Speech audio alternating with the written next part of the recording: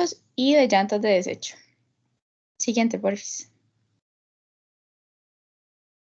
Bueno, iniciaremos con el reglamento para la declaratoria de residuos de manejo especial, el cual tiene una vigencia desde el 25 de septiembre del 2014 y la versión de la norma es la segunda del 4 de diciembre del 2018. Siguiente, por favor. Bueno, el objetivo del presente reglamento es establecer los criterios y procedimientos generales para gestionar los residuos declarados como residuos de manejo especial y, asimismo, involucrar a todas las personas y entidades que forman parte del proceso desde su inicio hasta su disposición final. Y también promover mediante planes municipales y de cumplimiento la reducción de los residuos enviados a tratamiento y a sitios para su última disposición. Siguiente. Bueno, de la misma manera, este reglamento va dirigido a toda persona que produce o importa bienes que se comercializan en el país y cuyos residuos postconsumo sean de manejo especial. En palabras más simples, a los productores o importadores del producto, de forma que ellos tienen la responsabilidad durante todo el ciclo de vida de este. Además, es una corresponsabilidad social donde es necesaria la participación en conjunto de los productores, importadores, distribuidores, consumidores, gestores de residuos, municipalidades y demás instancias del gobierno.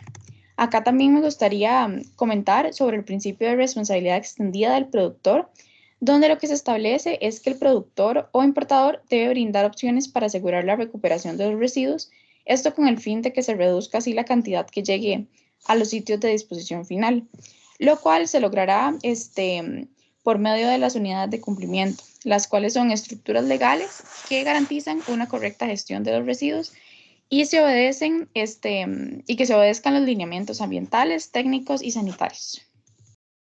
Siguiente, por favor. Bueno, a su vez, es esencial que se tomen en cuenta los criterios dados por el Ministerio de Salud para declarar los residuos como de manejo especial. Entre ellos se encuentra la composición, que en esta es donde se valorará la necesidad de separación de sus componentes previos a la valorización de algunos o de cada uno de ellos. La necesidad de transporte, que acá lo que se toma en cuenta van a ser los requerimientos de transporte de acuerdo con el peso y el volumen del residuo. Condiciones de almacenaje, que se valorarán las condiciones especiales en cuanto al aislamiento requeridas por este tipo de residuos. Las formas de uso, donde se valorará si existe un modelo o forma válida de gestión. Y también el valor de recuperación, que aquí lo que se hará es que se valorará el equilibrio entre los valores económicos, ambientales y sociales que se pueden generar en el proceso de valorización del residuo. Y todo esto con el fin de velar por la salud de la población y las condiciones sanitarias y ambientales. Siguiente. Para el movimiento transfronterizo de residuos, de manejo especial, el cual es el tránsito de residuos de manejo especial con fines de tratamiento o disposición final. Estos deben de cumplir con una serie de condiciones. Durante la fase de entrega, recepción, acopio, transporte, segregación y almacenaje deben mantener su forma, blindaje o hermeticidad, así como que dichos residuos también sean generados en nuestro país y que también se cuente con la capacidad de tratamiento y recuperación por gestores autorizados. Es importante recalcar que el trámite de estos movimientos se realizará mediante la plataforma Sinigir. Bueno, también siguiente, por favor. Para el tratamiento de para el trámite de los movimientos transfronterizos de manejo de residuos especiales, se debe cumplir con el siguiente procedimiento. En la sección C, que es sobre el procedimiento de control verde, se encuentran las baterías, menos las que se contengan plomo, cadmio y mercurio. Artefactos electrónicos como la línea blanca, artefactos, los cuales mi compañera Daniela, de hecho, les comentará un poco mejor, ya que va ligado con ese reglamento. Llantas usadas, vehículos en el fin de su vida útil, eso sí que no lleven ningún líquido ni elemento peligroso, y envases metálicos, plásticos y vidrio que tengan relación con los agroquímicos. Y esto siempre después del triple lavado y los colchones. Ahora irá mi compañera Valeria con el resto de la presentación de residuos de manejo especial. Bueno, ahora la otra sección que es del procedimiento de control ámbar, son estos dos, el de control verde y el control ámbar. Bueno, tenemos las baterías de ácido plomo, pilas de reloj, las pilas en general, aires acondicionados, refrigeradores, transporte de frío, equipos de refrigeración industrial. Tenemos también el aceite lubricante usado y también los envases plásticos para contener estos aceites, los fluorescentes y bombillos compactos y refrigerantes. Bueno, ahora con el capítulo 2, que se menciona la declaratoria de residuos de manejo especial. Bueno, tenemos el artículo 5 de residuos nuevos o no incluidos, en el que podemos mencionar que cualquier persona física o jurídica podrá solicitar al Ministerio de Salud la inclusión de cualquier residuo no considerado hasta el momento como especial, pero tiene que seguir los criterios que mencionaba anteriormente Vale, que eran el de composición, necesidades de transporte para el almacenaje, la forma de uso y el valor de recuperación. Eventualmente, de que pasen por estos criterios, el Ministerio de Salud va a declarar el residuo como de manejo especial o no, fomentándose en los estudios técnicos, económicos, ambientales y de salud. Después, sobre el artículo 6, bueno, los criterios para declarar residuos como manejo especial, los que ya les acabo de mencionar. El capítulo 3, que menciona la recuperación de residuos, tenemos el plan de cumplimiento y los criterios para determinación de meta de recuperación. Bueno, esta recuperación de residuos se basa principalmente en requisitos como información técnica, ¿verdad? Estudios nacionales existentes del impacto del residuo, opciones de tratamiento de este residuo, la capacidad instalada nacionalmente, o sea, como para ver qué se puede hacer aquí en el país para valorizar estos residuos y qué disposición final se puede tener.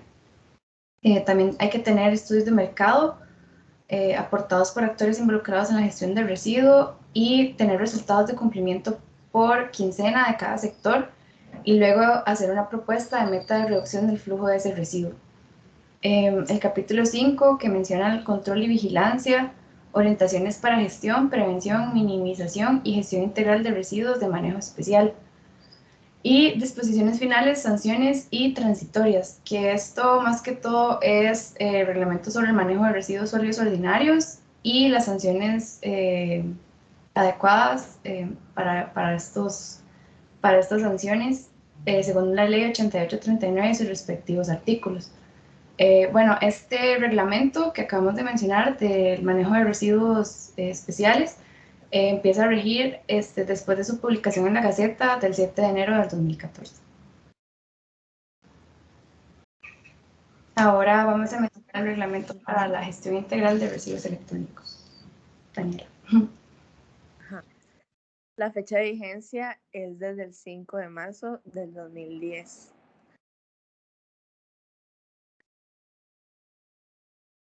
Vale, pase. El objetivo es establecer la responsabilidad del manejo de los residuos electrónicos a los productores y demás actores de la cadena, incluyendo a los consumidores finales, e informar a la población sobre la gestión de estos residuos. Se crea el Sistema Nacional para la Gestión Integral de los Residuos Electrónicos, SINAGIRE. Su función es dar acción efectiva y eficiente de la gestión integral de los residuos. Además, se crea un comité ejecutivo que vele de las operaciones del SINAGIRE.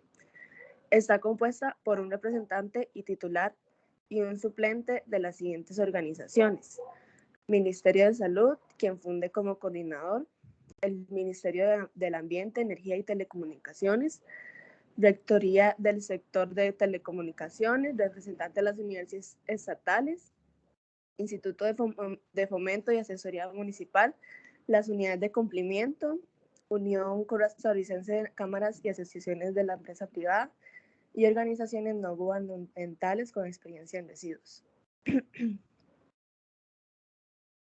Las funciones de este comité ejecutivo SEGIRE son las siguientes: elaborar las guías técnicas y ambientales necesarias para la operación del SINAGIRE, mantener un registro actualizado de las unidades de cumplimiento y de los gestores de residuos electrónicos autorizados.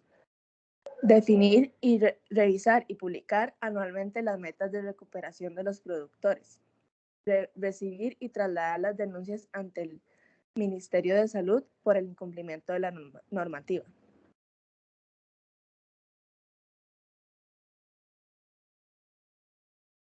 La responsabilidad de las unidades de cumplimiento.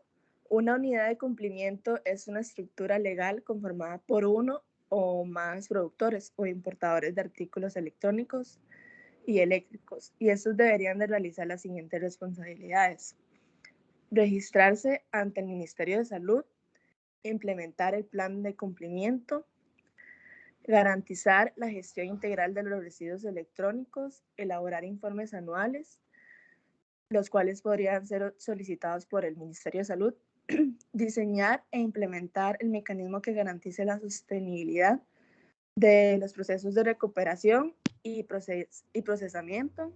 Los productores deberán informar a los consumidores finales sobre los procesos de gestión de residuos e informar acerca de los sitios de recolección autorizados.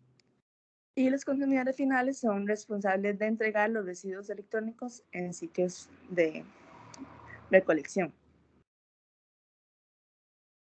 Queda dentro del ámbito de aplicación dispositivos electrónicos que sean importados, ensamblados o fabricados en el territorio nacional. Algunos ejemplos son pantallas planas, computadoras, celulares, impresoras, escáner, fotocopiadoras, cámaras, calculadoras, enrutadores de internet y entre otros.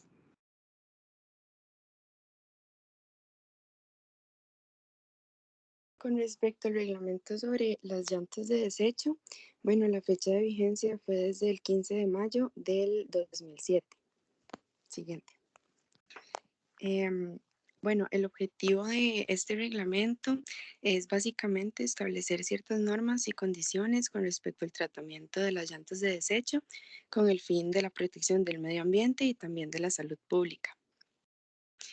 La importancia de este reglamento, bueno, como ya mencioné, ¿verdad? Para la protección del medio ambiente y la salud pública, pero esto es básicamente porque se relaciona directamente a que un maltratamiento de estas llantas de desecho se podría dar la propagación de ciertos mosquitos transmisores de enfermedades como el dengue.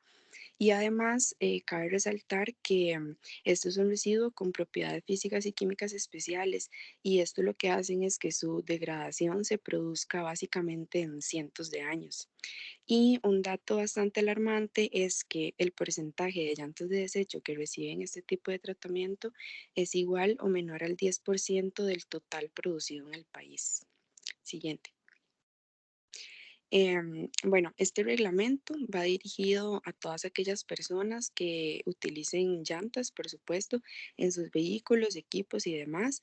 Y los importadores y fabricantes de llantas serán los responsables de entregar las llantas de desecho a los sitios de tratamiento, y también va dirigido a los vendedores finales, que estos están obligados a recibir las llantas usadas entregadas por los usuarios finales al comprar nuevas o usadas, y serán responsables del almacenamiento y transporte de las llantas de desecho al sitio de tratamiento. Siguiente.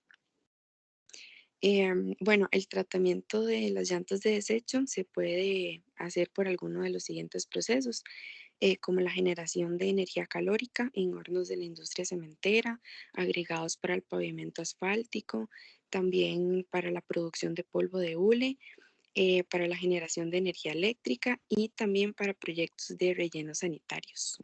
Siguiente. Y bueno, en realidad ese reglamento no era muy largo, era cortito, y lo que mencionaba con respecto a los procedimientos que se deben seguir es que los fabricantes, importadores y vendedores finales de las llantas deberán presentar ante las áreas rectoras de salud un plan de manejo de desechos sólidos específicos para estas llantas de desecho. Y bueno, eso sería. Muchas gracias. Muchas gracias, chicas. ¿Alguien tiene alguna pregunta con respecto a la presentación?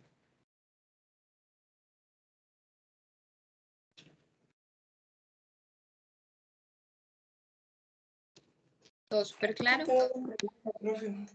Sí, ahí escuchó a alguien. Adelante.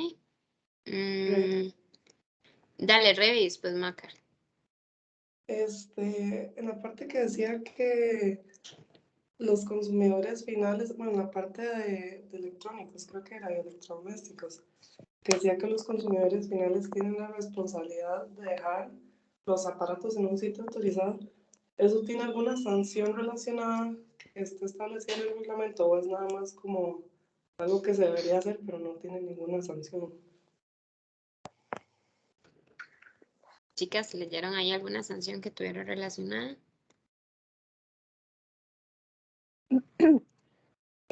No, en realidad para los consumidores finales no había como sanciones, son como los productores. Sí. Los productores como que les informan, pero el consumidor es el que toma la decisión. Sí. Ajá, de Ok, hecho, gracias. en realidad, creo que la vez pasada, creo que fue al grupo que habló de Diego y Michager, me parece que igual alguien preguntó sobre lo de las sanciones, pero en los reglamentos no vienen las sanciones así, les vamos a cobrar tanto, les vamos a hacer tal cosa, eso viene más a nivel de ley. Entonces, en realidad las sanciones se mencionan en la ley 8839 y ahí cobija a todos los residuos especiales, ordinarios y peligrosos. Entonces, en los reglamentos pueden venir como sanciones muy generales, pero es en la ley donde ya dice, ok, si usted dispone incorrectamente los residuos electrónicos, le pasa esto, pero se menciona es en la ley 8839. Y algo ahí nada más para aclarar, porque en realidad el reglamento que no mentira, Daniela presentó, que es el de electrónicos, no, y el de electrónicos, y ahí ella lo mencionaba, hay un anexo, ¿verdad? Donde vienen cuáles son todo el listado. Entonces ahí estamos pensando no en cosas tipo refri o cocina, ¿verdad? Sino todo lo que es más tecnológico, pantallas, computadoras, celulares y todo lo que Daniela presentó. Entonces, esa parte es ahí exactamente, vale. Esa parte de ahí, no estamos hablando de electrodomésticos, sino lo que son equipos electrónicos, ¿verdad? Que es más de un tipo tecnológico. Macario.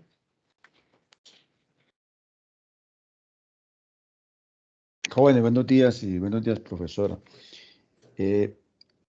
Básicamente, la pregunta que tengo tiene que ver algo con lo que dijo Rebeca y es específicamente en las llantas, que en la última diapositiva coloca que productores, en la última, sí, fabricantes, importadores y vendedores finales de llantas deben presentar ante las áreas rectoras de salud. Eso quiere decir que a cada municipio que tiene unidad rectora o cantón deben presentar estas personas, si hay un fabricante, si hay un importador o hay vendedores, ese plan de manejo. La pregunta mía es, ¿el Ministerio de Salud está permanentemente vigilando o cómo es eso? A ver, o realmente sí el fabricante, el importador y el vendedor sí se presentan, sí tendrá esa voluntad y esa cultura de ir al Ministerio de Salud y presentar ese famoso plan. Y si no, entonces, ¿quién les llama la atención? Sí, igual que como Eh, con... bueno, sí, perdón, no, dale. no, perdón, no, sí, que me parece que también tiene que ver un poco con respecto a lo de las sanciones, pero no, digamos, en el reglamento no me pareció ver, bueno, no estoy segura, no vi como una parte donde especificara que si eso no se hace, como las sanciones que tengan. Creo que es un poco relacionado a la pregunta anterior, pero sí, no vi eso. Sí, Y yo, de hecho yo hasta... no, es que hasta ahora que ellos lo mencionaron, yo, uy, sí es cierto, eso existía, ni me acordaba. Y fue como, eso fijo, no se cumple, digamos. Y no sé si más bien se vio como opacado con los programas de gestión de residuos de los generadores o con el tema de los planes de cumplimiento. Entonces, yo la verdad no sé si eso se está cumpliendo. sí, a mí me queda totalmente la duda de que el Ministerio de Salud haga un seguimiento claro en esa situación. Andrea, vos mencionabas que en la ley está establecido los canons, pero está establecido el número o está por establecer, porque le digan a uno, tantos salarios mínimos usted tendrá que pagar por incumplimiento de esto. ¿O qué? ¿Cuál es la forma en que la ley le dijo porque no le está quedando potestad a los ministerios en los reglamentos. Y a un municipio, que tiene pleitos en su municipio, pues tampoco. Entonces eso no está como ahí en el limbo. Sí, de hecho, y le soy sincera, no recuerdo si en los videos estaban, creo que sí, deberían estar porque me guié con esta presentación, pero ahí no ve como las infracciones leves, ¿verdad? Que entonces dice que infracciones leves, esta es de la ley 8839, que es la presentación que tienen en el Teams. Entonces, por ejemplo, que si yo extraigo los contenedores destinados al reciclaje de la vía pública, entonces ahí se sanciona. Si arrojo residuos ordinarios en la vía pública, ¿verdad? Y aquí viene cuántos salarios base, y ahí, bueno, el costo del salario base va variando dependiendo de los años, pero Sí. así es como está más o menos, ¿verdad? Algo importantísimo es que el año pasado empezó a regir que varias infracciones las puedan hacer los inspectores municipales. En noviembre del año pasado, 4 de noviembre del año pasado, entró a regir eso, porque antes era como, mientras viene el señor del Ministerio de Salud, ¿verdad? Nos da Navidad y Año Nuevo. Entonces, ahora la potestad de las municipalidades de aplicar esas sanciones. Bueno, ahí se cambiaron algunas, es porque en la presentación estaba como cómo fue cambiando, ¿verdad? Que si yo quemo o entierro residuos ordinarios, ¿verdad? Y también hay sanciones. Entonces, igual creo que en los videos estaba clasificados, ¿verdad? De acuerdo, por ejemplo, ya cuando son gravísimas, ya estamos hablando no de ordinarios, sino de peligrosos y especiales. Entonces, si lo que decía, preguntaba Re, ¿verdad? Si yo gestiono, almaceno, valorizo, trato y disponer residuos en condiciones no autorizadas, si mezclo ordinarios con peligrosos, entonces básicamente, ok, si yo quemo, incinero, entierro, almaceno, abandono residuos peligrosos, ¿verdad? Entonces ahí van las leves, graves y gravísimas y su respectivo monto. Como les digo, hay unas que las puede aplicar la MUNI. Esa es mi Y, gran duda. ¿Quién la aplica? ujú, ¿Quién cobra? estas, ¿Quién cobra? ¿Quién cobra realmente? ajá. ¿Quién recibe? ¿Quién hace porque usted me coloca inspectores municipales y lo habrá en la MUNI? mm. De hecho, el año pasado que estábamos con la elaboración del Plan Nacional de Residuos Marinos, entrevistamos a varias municipalidades, pero eso fue antes de noviembre. En noviembre empezó ya a aplicar esta parte y les preguntábamos a ellos si ya ellos tenían como un mecanismo para cómo aplicar estas sanciones. Y en todos los que entrevistamos era como, pues no tenemos como el Sí. mecanismo para. No sé si es, porque eso sí los entrevistamos como a mediados de año. Si ya para noviembre que empezó a aplicar, alguna MUNI ya lo tendrá, pero eso fue un cambio que se dio en la ley 8839, no tan viejillo, que entonces ya uno podía llegar y decirle al inspector municipal, porque si ahorita están quemando residuos por acá, digamos, mientras yo le digo al tribunal ambiental y todo, ya es un tema, ¿verdad?, de nunca acabar, pero ahora sí tienen la potestad las municipalidades, o sea que si ustedes ven que están haciendo algo indebido con residuos, uno puede llamar a la municipalidad, a los inspectores municipales. Ahora bien, si ellos saben qué es lo que tienen que hacer, es una cosa muy Sí, diferente, muy ¿verdad? diferente. Sí, tiene toda la Ujú, razón. Sí, sí, porque ese tema, a mí me preocupa mucho este tema de la alegación.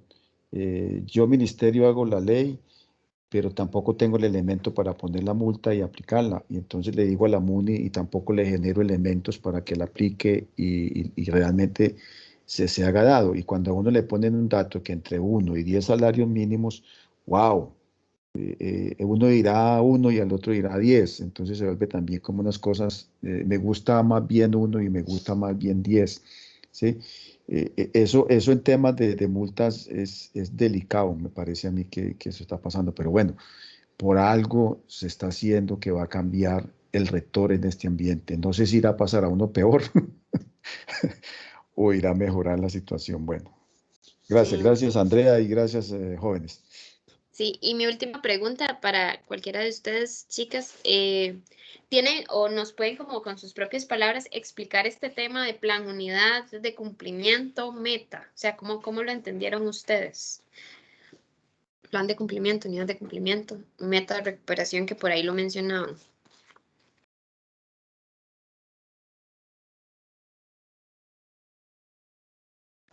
Profe, bueno, más que todo a lo que yo leí como en el reglamento de manejo de residuos especiales, es que como que ellos tienen que hacer cada cierto tiempo, no me acuerdo si era como por año, un plan como de metas para estos residuos y también tienen como un, ¿cómo fue la palabra que usted dijo? Como el cumplimiento que tienen que tener estas metas y si no se cumple, como que tienen que hacer otro proceso, pero es de nuevo como eso de que no se sabe quién es el que se encarga de hacer esto, o si lo hacen realmente, entonces sí.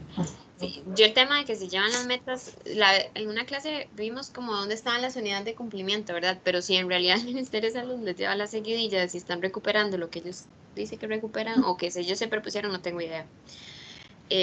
Pero sí, igual eso lo vamos a ver en las próximas clases cuando hablemos de tramitología, ya ver más a detalle cómo es que funcionan las unidades de cumplimiento, pero sí, básicamente es que si yo soy una persona de estas que importa, distribuye, produce este tipo de residuos, bueno, productos que llegarán a ser residuos especiales, tengo que tener mi unidad de cumplimiento y asociado a un plan de cumplimiento que dice cuánto voy a recuperar, ¿verdad? Eso sí tiene que quedar como bien claro, que vamos a ver más a detalle.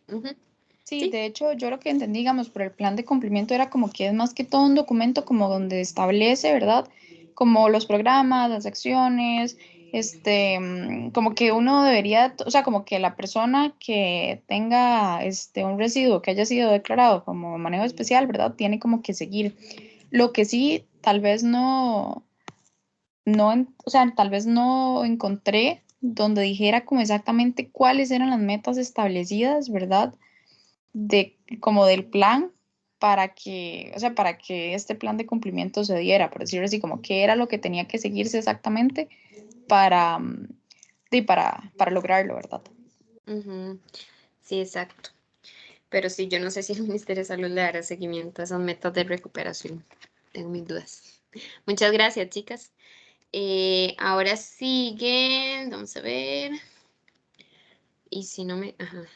Tenemos a María Paula, Maricel, Denise y Alexa que nos van a explicar el reglamento de infectocontagiosos y de medicamentos. Entonces, adelante, chicas. Buenos días, voy a proyectar, vamos a ver. Y aquí. A ver.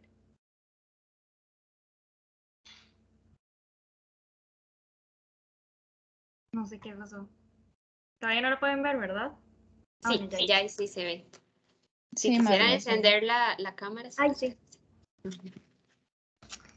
Bueno, buenos días. Hoy les vamos a hablar sobre el reglamento, el primer reglamento que les vamos a hablar, perdón, es sobre el reglamento sobre la gestión de los desechos infectocontagiosos que se generan en los establecimientos de salud, ¿verdad? Como y afines. Es el número 309-65-S. Bueno, ahora como para ver, a ver, ahí está. Es que estoy como en dos pantallas y le di como presentar, entonces está como extraño, está divertido. Bueno, ahora respecto a la línea del tiempo, podemos ver que en el 2002 fue emitido, entra en vigencia en el 2003, tiene una primera modificación en el 2006 y tiene otra en el 2008 y esta es la que está como, es como la más reciente y es donde está ahorita como vigente, ¿verdad? Luego, respecto al objetivo, este reglamento abarca como de manera integral el proceso de la gestión de los residuos infectocontagiosos y bioinfecciosos.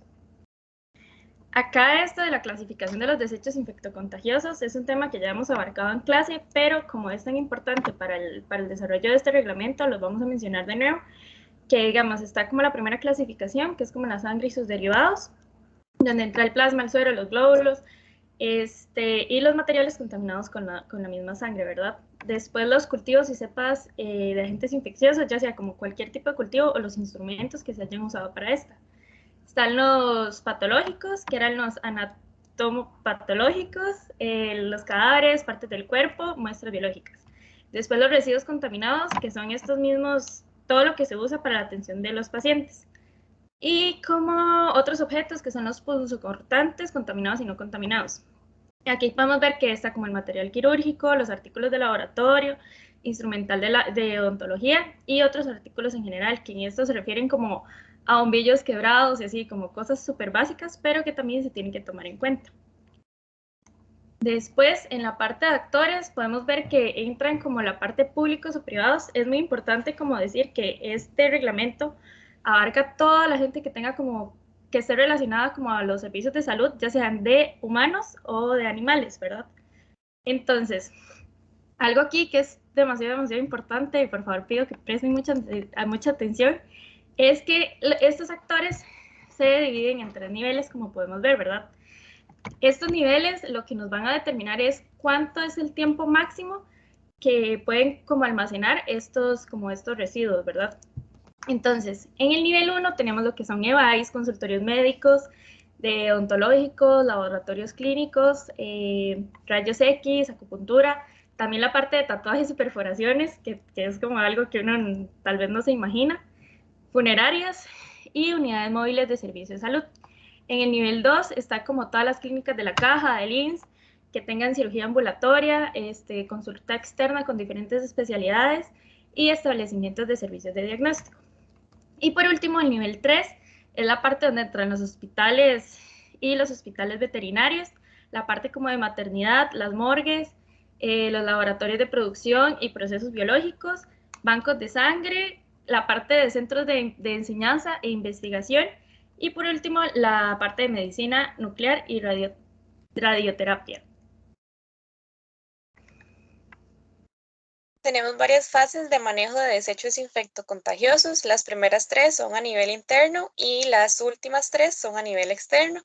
Empezaríamos con la clasificación, segregación, envasado, etiquetado e identificación en el lugar de origen de los desechos infectocontagiosos. Acá es importante conocer que las bolsas para la recolección o segregación deberán ser de plástico, deben ser impermeables, de un calibre o grosor de mínimo 60 micras.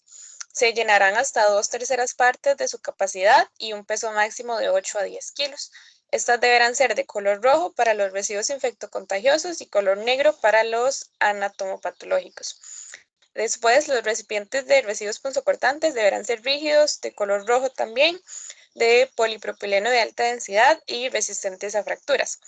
Los recipientes de residuos peligrosos líquidos deben ser rígidos y deben tener una tapa hermética, es decir, que no deje pasar aire ni líquido. Y todos los recipientes que acabo de mencionar deberán tener la leyenda que indique peligro, desechos infectocontagiosos y estar marcadas con el símbolo universal de riesgo biológico. Para el punto 2 tenemos la recolección y el transporte a nivel interno. Se destinarán unos carritos manuales con tapa exclusivamente para el transporte hacia el área de almacenamiento. No se podrán utilizar ductos de gravedad como medio de transporte interno. Y el personal que efectúe esta recolección deberá utilizar uniforme completo, guantes y mascarilla. Se deben idear rutas donde la recolección de residuos tenga el menor contacto posible con las personas que se encuentran en el hospital. Para el tercer punto tenemos el almacenamiento, donde se deberá destinar un área específica para que esté alejada de pacientes, visitas, la cocina, el comedor, sitios similares, ¿verdad? Esta deberá ser lavada y desinfectada diariamente y la capacidad mínima de este lugar debe ser 3 veces el volumen promedio de los residuos que se generan cada día. Y por supuesto debe ser de acceso restringido. También para los desechos anatomopatológicos, ya sean humanos o de animales, estos deberán ser conservados refrigerados o tratados químicamente. Con respecto a los periodos de almacenamiento que nos mencionaba Maricel, para el nivel 1 es de 72 horas, el nivel 2 serán 48 horas y para los establecimientos de nivel 3, 24 horas. Luego tenemos el punto 4, que es la recolección y transporte externo. Este solo podrá realizarse con residuos que cumplan con el envasado, embalado, etiquetado que se establece en el reglamento. Los vehículos recolectores deberán ser de caja cerrada, hermética y contar con sistema de captación de lixiviados. Y las unidades de transporte de desechos anatomopatológicos también deberán contar con el sistema de enfriamiento para mantenerlos de la misma forma en la que estaban almacenados. Después tenemos el tratamiento. Todos los métodos de tratamiento deberán ser autorizados por el Ministerio de Salud a través de la Dirección de Protección al Ambiente Humano y deberán ser o garantizar la eliminación de todos los microorganismos patógenos y contar con sistemas de control de efectividad. Los desechos anatomopatológicos deberán ser inhumados, es decir, enterrados, o en caso de que tengan una alta patogenicidad o que sean grasas, estos deberán ser cremados. Y para la disposición final se establece que una vez tratados los desechos infectocontagiosos, se dispondrán como desechos ordinarios.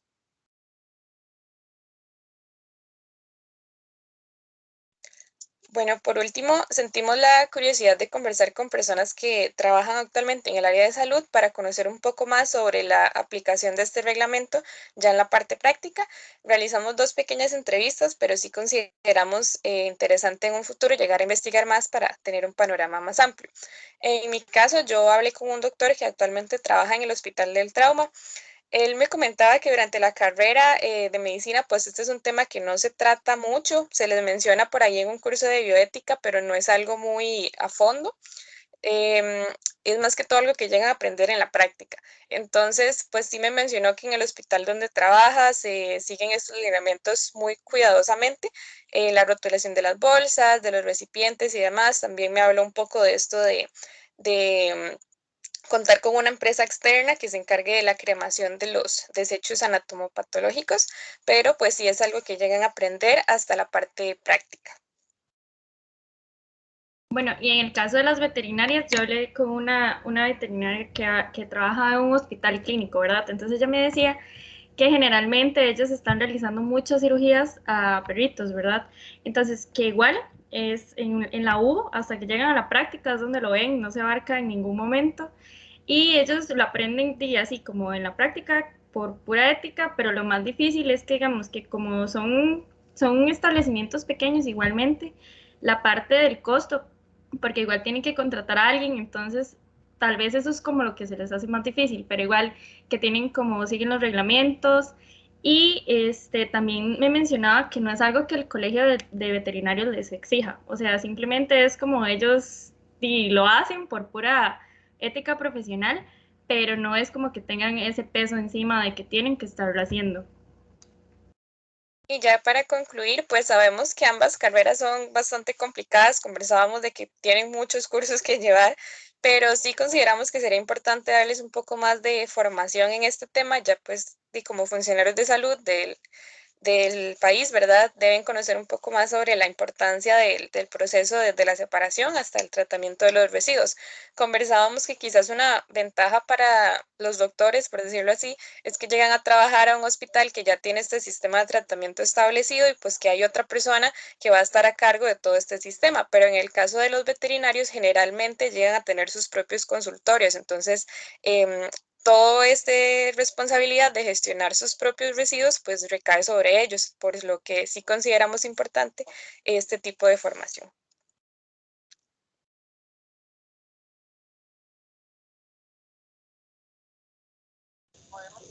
Ok, ahora vamos a hablar del reglamento para disposición final de medicamentos, materias primas y sus residuos. Este reglamento empieza a regir desde el 2 de marzo de 2010.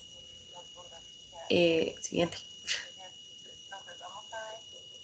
Ok, vamos a hablar de su objetivo. Este es definir los requisitos que se deben cumplir para la disposición final de los medicamentos y materias primas. Y esto se da en el proceso de fabricación y en el de análisis de calidad de cada uno de ellos. Ahora, ámbito de aplicación.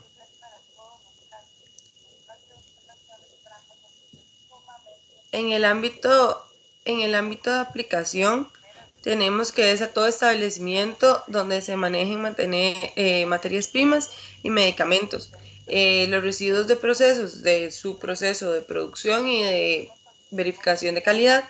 Y es importante saber que los residuos que no van dentro de este reglamento son los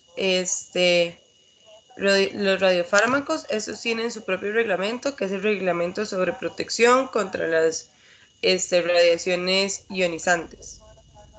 Ahora, conceptos. Tenemos lo que es un medicamento no utilizable. El medicamento no utilizable es aquel que está sin sello, abierto, que son devueltos por los pacientes, los medicamentos que no se almacenan de la mejor forma. Todos estos medicamentos que no cumplen de alguna manera con lo que es los estándares de calidad y de almacenamiento, entonces ya se convierte en un medicamento no utilizable. Luego tenemos las sustancias controladas, que son las sustancias que da el Estado. Dentro de las sustancias no controladas tenemos lo que son, pues, sustancias que pueden generar adicción. La encapsulación es un método para disponer de los medicamentos y materias primas. Esta consiste en que los medicamentos son prácticamente cubiertos con concreto, y lo que es la inertización es lo mismo, solo que la inertización solo se, por decir así, solo se recubre lo que es el medicamento y no se dispone de lo que son los, pues como los envases. Entonces aquí no entra como los blistick y demás. Ahora, los artículos relevantes. Tenemos el artículo 4, que habla de quién debe realizar la disposición, que habla que deben ser los regentes de las farmacias. Luego tenemos el artículo 6, que habla de los medicamentos no utilizables. Este deja en claro que no deben utilizarse y siempre deben de destruirse. El artículo 7, 8 y 9 hablan del plan de manejo, la guía que se debe seguir y en la disposición de residuos. En este plan hay una guía que prácticamente dice todos los pasos y nada más se debe seguir. Luego en el artículo 10 tenemos que no se debe disponer los medicamentos en el alcantarillado, es lo que dice. Y el artículo 13 y 14 que habla de la destrucción de los medicamentos. Entonces aquí habla de cuándo interviene el Colegio de Farmacéuticos, habla del Ministerio de Salud, de las formas que deben llenarse, de los papeles, cada cuántos días tienen tanto para la destrucción como la disposición. Tienen 10 días hábiles para realizar cualquier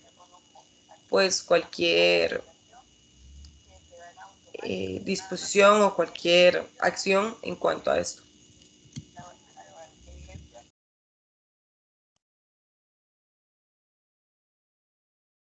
Ok, este reglamento también plantea los procedimientos que deben seguirse para el manejo y disposición segura de los medicamentos, las materias primas y sus residuos. El primer paso es la clasificación. Acá se deben clasificar los medicamentos en los que son utilizables y los no utilizables. También pueden clasificarse según la categoría de riesgo o también pueden clasificarse según la forma farmacéutica y el empaque. Este paso debe realizarse por personal calificado que tengan protección personal y que estén en un lugar ventilado. El segundo paso es el almacenamiento. Los residuos deben almacenarse en recipientes que sean resistentes, pueden ser de acero, de cartón o plástico, y deben tener el contenido claramente indicado en el exterior para que no se confundan con los materiales que están siendo utilizados. Luego, el tercer paso es la selección y aplicación del método de disposición final. Acá debe evaluarse si se requiere un tratamiento previo, como puede ser la inertización o encapsulación, y elegir el tipo de disposición final según el tipo de residuo. Okay, ahora vamos a ver un resumen de los métodos permitidos para la disposición final. Los métodos de disposición final van a depender según el tipo de residuo. Entonces, los residuos pueden clasificarse en riesgo alto, que son, por ejemplo, los antibióticos, antifúngicos, antivirales, antirretrovirales, inmunomoduladores, que son medicamentos que pueden modificar el sistema inmune, los hormonales y antisépticos. Para este grupo de medicamentos, lo que se recomienda es la encapsulación, inertización, incineración o coprocesamiento y descomposición química. Luego tenemos los controlados, que incluyen psicotrópicos y estupefacientes. Estos se pueden tratar por encapsulación, inertización, incineración o coprocesamiento. Luego tenemos los antineoplásicos. Estos se utilizan en tratamientos para el cáncer y se pueden devolver al fabricante titular para que éste se haga cargo de la disposición final. También pueden tratarse por descomposición química, incineración o coprocesamiento y encapsulación. Y por último, dentro de los de riesgo alto tenemos los biológicos. Estos también pueden devolverse al fabricante titular, pueden autoclavarse y posteriormente llevar al relleno sanitario, o también pueden incinerarse o coprocesarse. Luego tenemos los de riesgo bajo. Estos son los sólidos, semisólidos o polvos. Estos se pueden llevar al relleno sanitario directamente, pero deben estar mezclados con residuos ordinarios en una proporción que no sea mayor al 1% volumen-volumen. También se pueden encapsular, inertizar, incinerar o coprocesar. Luego tenemos los líquidos. Estos se pueden incinerar o coprocesar. Se pueden tratar por inertización o encapsulación. Luego tenemos las ampollas que contengan líquidos. Estos se pueden tratar por encapsulación, incineración o coprocesamiento. Y luego están los aerosoles. Estos se pueden llevar al relleno sanitario directamente o se pueden tratar por encapsulación, incineración o coprocesamiento. Para estos dos últimos, que son las ampollas y aerosoles, el coprocesamiento o incineración solo se puede hacer en hornos especiales, ya que estos podrían generar explosiones. Y algunas otras consideraciones importantes es que los residuos líquidos de alto riesgo no pueden encapsularse, ya que existe el riesgo de derrames. Luego, no se puede disponer en rellenos sanitarios de sustancias controladas ni antineoplásicos a menos de que estén encapsulados. Y los residuos líquidos de bajo riesgo y las ampollas no pueden disponerse en rellenos sanitarios sin previa inertización o encapsulación.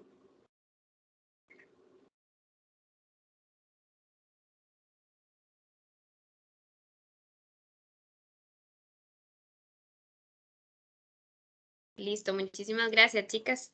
¿Alguien tiene alguna pregunta con respecto a alguno de estos dos reglamentos?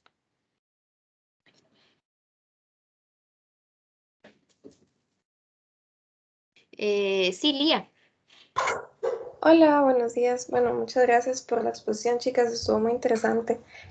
A mí me surgió la duda y de hecho es muy parecido a lo que mencionaban de las experiencias que le preguntaron a trabajadores del área de salud.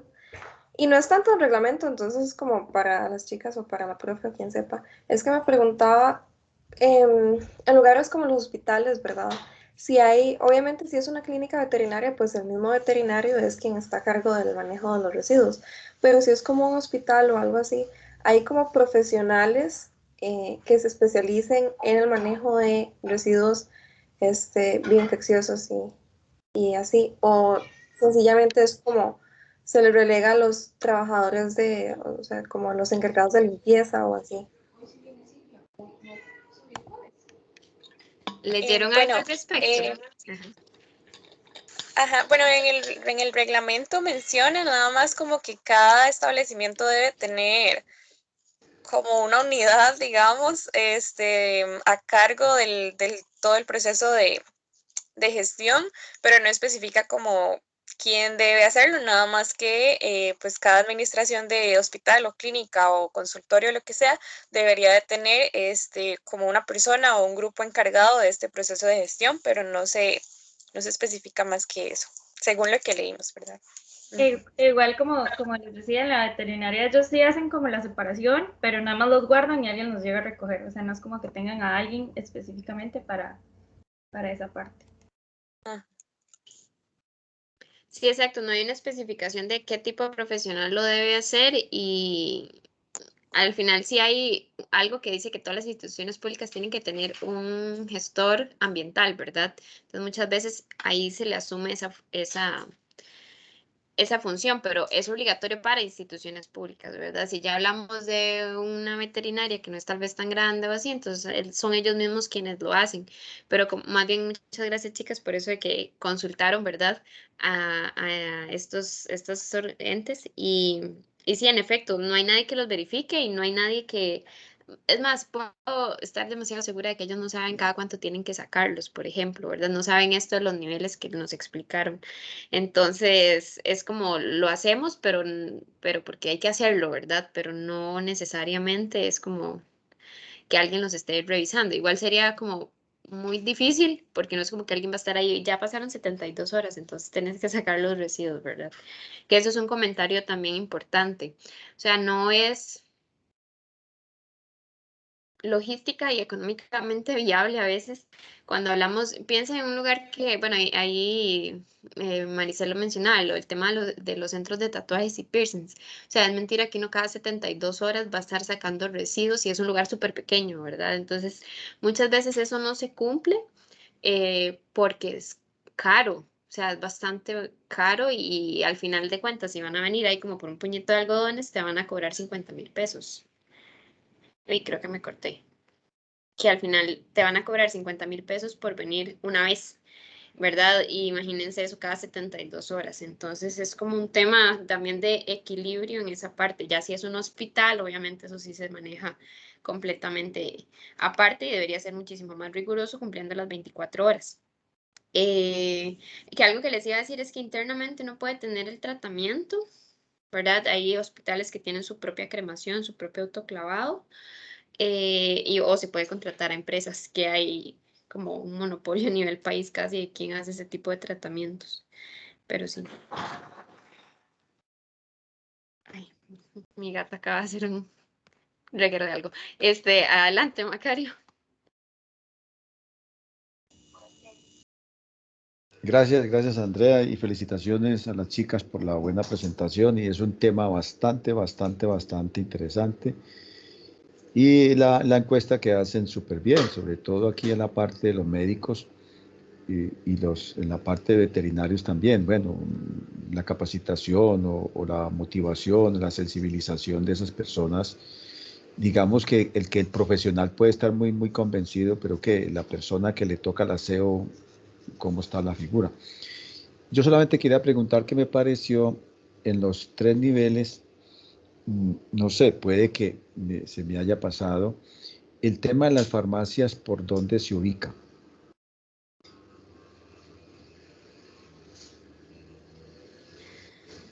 Por ahí está la clasificación.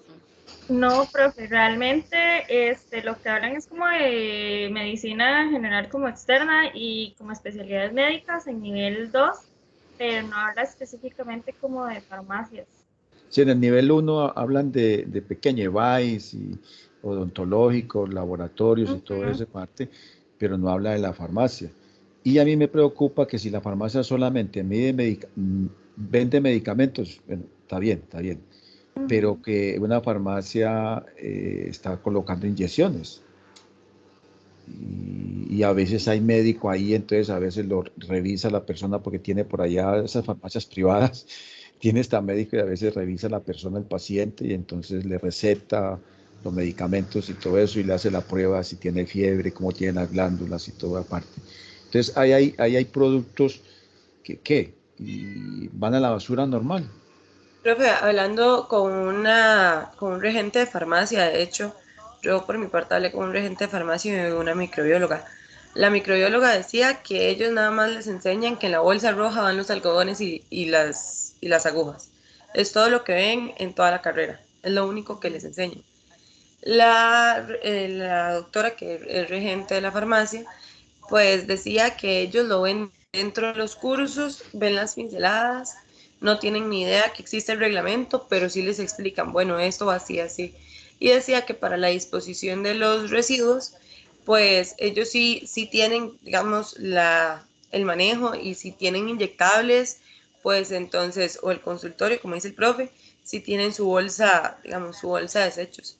Pero que lo difícil es, como decía la profe Andrea, de sacarlo cada cierto tiempo, porque es mentira.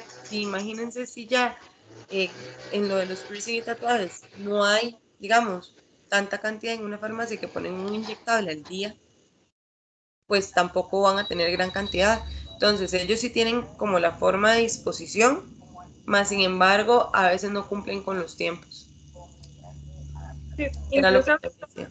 la muchacha de la veterinaria, ella me dijo como que, o sea, ellos lo hacen cuando ya o sea, cuando ya ocupen sacarlos o una vez al mes por lo mismo, porque como les decía, es tan costoso que a veces sí, es muy complejo estarlo haciendo con el tiempo que es.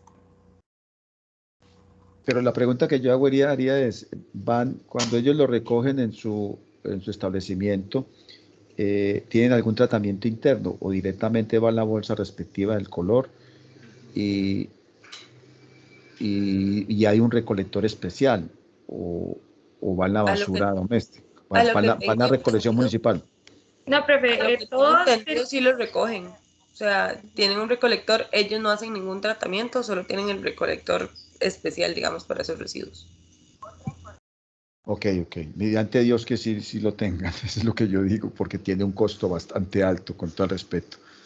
Tiene un costo alto. Y por ejemplo, como están diciendo ustedes, la frecuencia de 72 horas, los costos. Yo digo los costos y la gran educación y cultura que tenga la gente que no es de nuestro sector, sino que están generando residuos. O sea, muchas gracias y muchas felicitaciones. gracias. Ahí como un dato es que a nosotros, por ejemplo, a veces nos cobraban como 50.000 pesos por viaje, así vinieran, se llevaran una bolsita así o una bolsita así, ¿verdad? Entonces, obviamente la gente prefiere acumular y acumular por más tiempo para que el viaje les rinda. Entonces, sí, es todo un tema. Melanie, y ya seguimos con el otro grupo. Sí, es una pregunta rápida, más que todo como lo que estaba exponiendo Alexa, me parece, acerca del tipo de disposición para cada tipo de residuo, ¿verdad?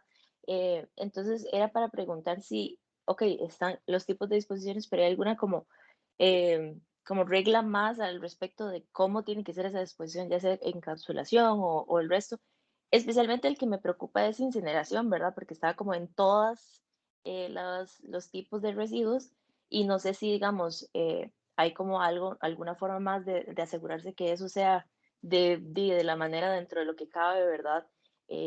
Lo más controlado posible o así, ¿verdad? Entonces, nada más, esa era como mi duda, como que sí, además de decir qué tipos de disposición, dice como, o sea, cómo hacerlo y cuál es la manera correcta, ¿verdad? De hacer ese tipo de disposiciones. Bueno, en el reglamento no hay como que describa los pasos o la manera adecuada de hacer cada tipo de disposición, digamos, solamente explican que para cierto tipo de medicamento el tratamiento que se puede hacer es, por ejemplo, encapsulación o la incineración. ¿Verdad? Eso es como lo único que se menciona, no como el proceso cómo se debe hacer cada uno de los métodos. Ah, ok, Sí, gracias. Sí. exacto, en el reglamento no se abunda en eso y el tema de la incineración, vamos a ver tratamientos térmicos. De hecho, en años anteriores yo les ponía como que hablaran del el reglamento de coincineración, que es lo que hay en nuestro país, donde dice si en Costa Rica se permite o no hacer incineración. Entonces, en Costa Rica se puede hacer incineración, es permitido con algunas restricciones. Todavía no la tenemos, ¿verdad? Pero sí se puede. Entonces, por eso es que en ese reglamento aparece como sí se puede hacer incineración, ¿verdad? Pero sí, en nuestro país no hay, porque para que haya tiene que cumplir ciertos requisitos y todavía no ha habido algo o sea, ninguna empresa que venga a poner incineración y que lo cumpla. Ya casi fijo, muy probablemente por ahí no salgan. Entonces, ese es el tema, ¿verdad? Entonces, no dice cómo hacerlo, pero sí. Lo que les iba a decir es que en lo que Alexa mencionó es muy importante, ¿verdad? De que qué es cada tipo de tratamiento, ¿verdad? ¿Qué medicamento le doy qué tratamiento? Obviamente son cosas que ustedes no tienen que aprenderse de memoria, pero sí es importante, lo que yo quiero con estos reglamentos es que sepan esto, o sea, por ejemplo, yo no les voy a preguntar nunca, así como de memoria, cuál tipo de clínica está en el nivel 1 o cuál en el nivel 2 o qué tipo de tratamiento se le puede dar a X medicamento, ¿verdad? Porque la idea es que ustedes tengan una idea de en dónde pueden ver o conseguir esa información. Esa es la idea de los reglamentos, que ustedes se acuerden después, mira, entonces tengo este tipo de residuo de medicamento, voy a ir al reglamento de medicamentos y voy a ver qué es lo que le puedo, qué tratamiento puedo contratar para que se le dé a este residuo, ¿verdad? Que tengamos la noción de dónde conseguir esa información para que no entren en pánico, ¿verdad? Eso era la aclaración que quería hacer. Y seguimos con el grupo que hablan del reglamento de residuos peligrosos, que creo que me faltaba, era Sabrina y Jainer, ¿verdad? Que le iban a presentar.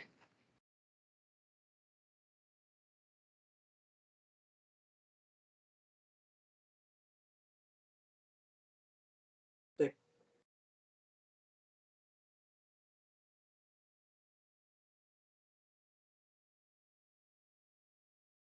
¿Están por ahí Sabrina y Jainer? Sí, profe, Sí, profe. aquí estamos. Un momento. Ok.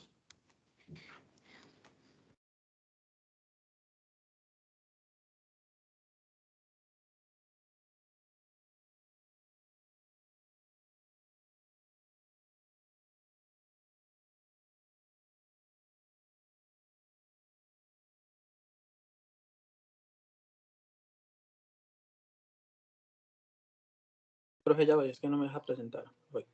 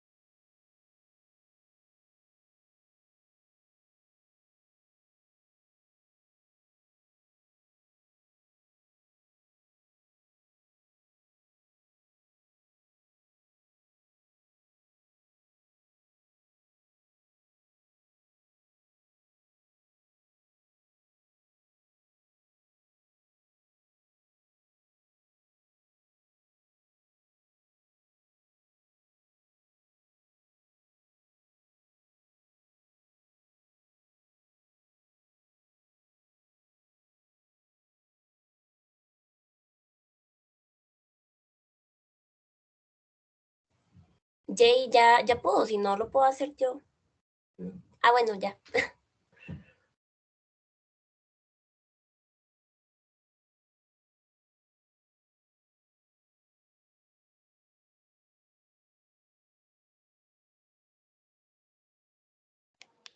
Okay. Buenos días, profesora, profesor, compañeras y compañeras. Mi compañera Sabrina Galagarza y mi persona Jainer Calderón, el día de hoy les explicaremos sobre el Reglamento General para la clasificación y manejo de los residuos peligrosos, que es el número 41.527. Para hablar un poco sobre la línea del tiempo, hay dos decretos. El primer decreto fue creado en el 2013 con otro número de reglamento, el 37.788, y lleva el mismo número, y el actual, que fue creado en el 2018, sin embargo fue publicado por la Gaceta y comienza a regir a partir del año 2019, que es el Reglamento General para la Clasificación y el manejo de los residuos peligrosos. ¿Cuáles son las consideraciones que se tienen para la creación de este reglamento?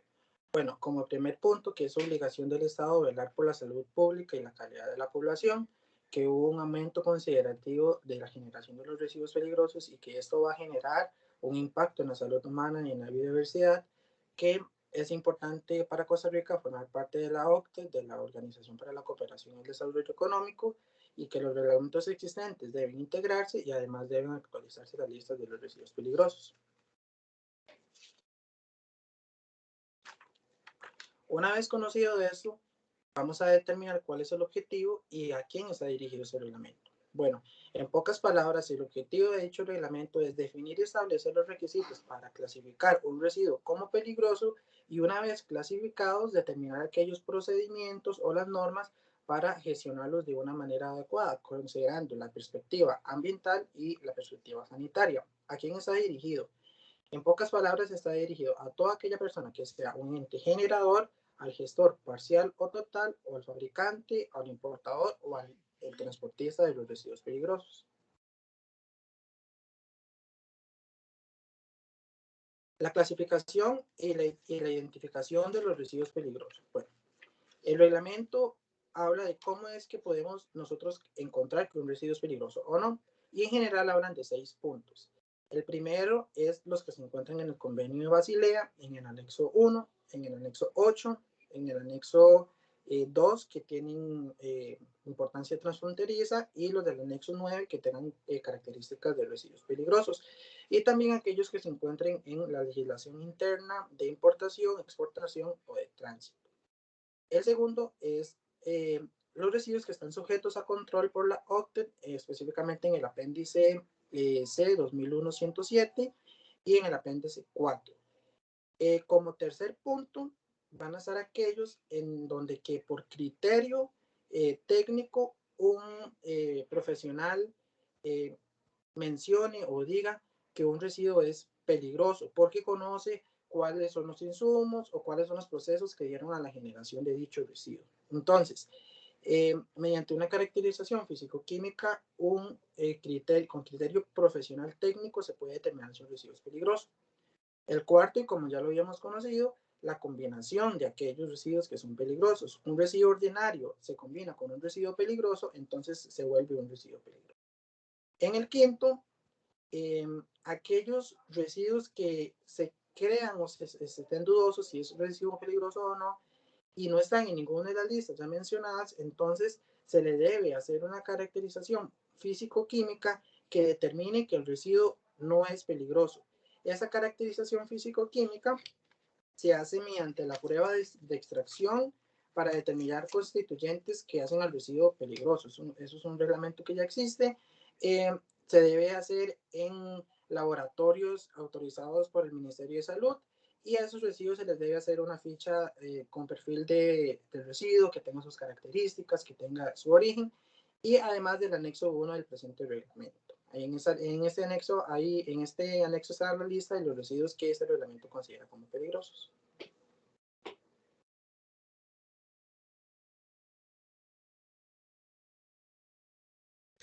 Bueno, de obligaciones generales hablamos de que deben de contener las siguientes, una serie de etapas que sean siempre y cuando apliquen, y una evaluación de riesgo para cada una de ellas. Dentro de las etapas que se mencionan son la generación, la clasificación e identificación, el pretratamiento o acondicionamiento, almacenamiento o acopio, transporte, tratamiento, valorización o recuperación, disposición final. La evaluación de riesgo, ¿qué debe de tener? Bueno, tiene que tener una evaluación de riesgo en la identificación y en la clasificación, así como una evaluación de posibles exposiciones. También debe de contar con un estudio de las interrelaciones entre las etapas en el manejo de residuos hasta su disposición final.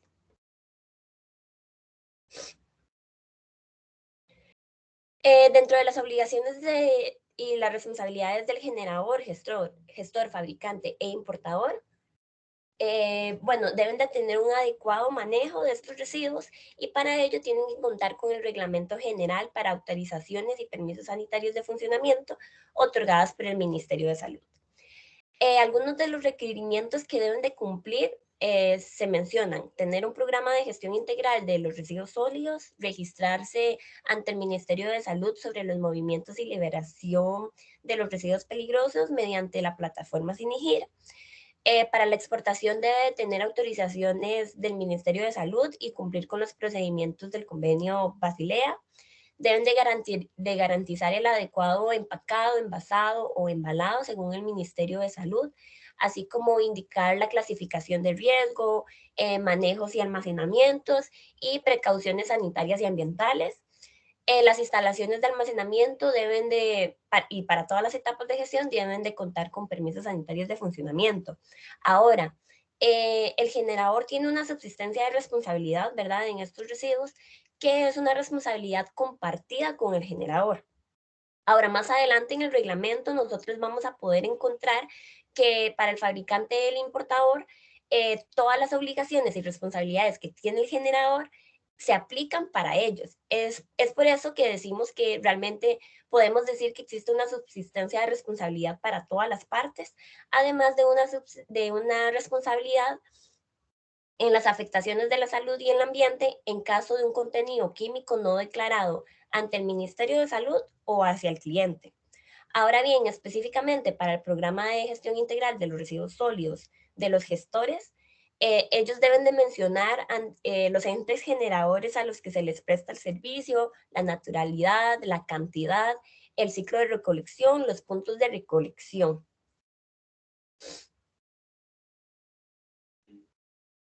Dentro de las obligaciones del transportista, estos deben de garantizar la gestión y manejo integral de los residuos.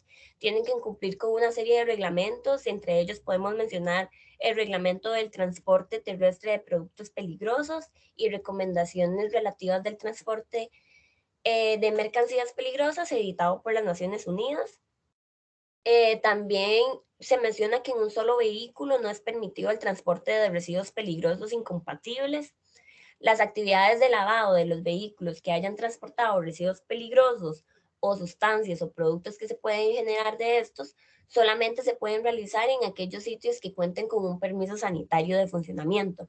¿Cuáles son los documentos que se tienen que presentar? Bueno, igual como anteriormente las chiquillas lo habían presentado, en los trámites está lo de los transportes, bueno, para el transporte de residuos peligrosos. Dentro de ese trámite podemos encontrar la ficha de transporte, la cual tiene que entregarse. También se tiene que entregar una hoja de seguridad del residuo y en el reglamento vamos a poder encontrar el manifiesto de transporte de los residuos peligrosos, que nosotros se lo adjuntamos acá en esta filmina, pero es solo la primera parte, pero realmente es muchísimo más largo. Ahora bien, con respecto a los tiempos de almacenamiento, se menciona que para el generador, en casos debidamente justificados por el profesional responsable, se podrá solicitar ante el Ministerio de Salud una extensión del periodo de almacenamiento, mientras que para los gestores, estos podrán almacenar los residuos peligrosos por un tiempo máximo de 6 meses previo a su tratamiento. Ahora bien, vean que para el caso del generador, se menciona que ellos van a poder pedir una extensión del periodo. Sin embargo, no se dice cuál es este periodo de almacenamiento por default. La profe me corrige si estamos equivocados, pero al menos esto es lo único que se menciona para el caso del generador. Ahora bien, para el trámite, les mencionaba que los generadores, los gestores y demás se tienen que inscribir ante el Ministerio de Salud y realmente en todo el documento no se menciona nada del SIGREP, que fue algo que nosotros vimos con la profe Andrea, pero bueno, sabemos que se tiene que inscribir también en esta plataforma. Esta es la plataforma, acá en registrar las empresas van a poder encontrar un formulario en donde se pueden llenar.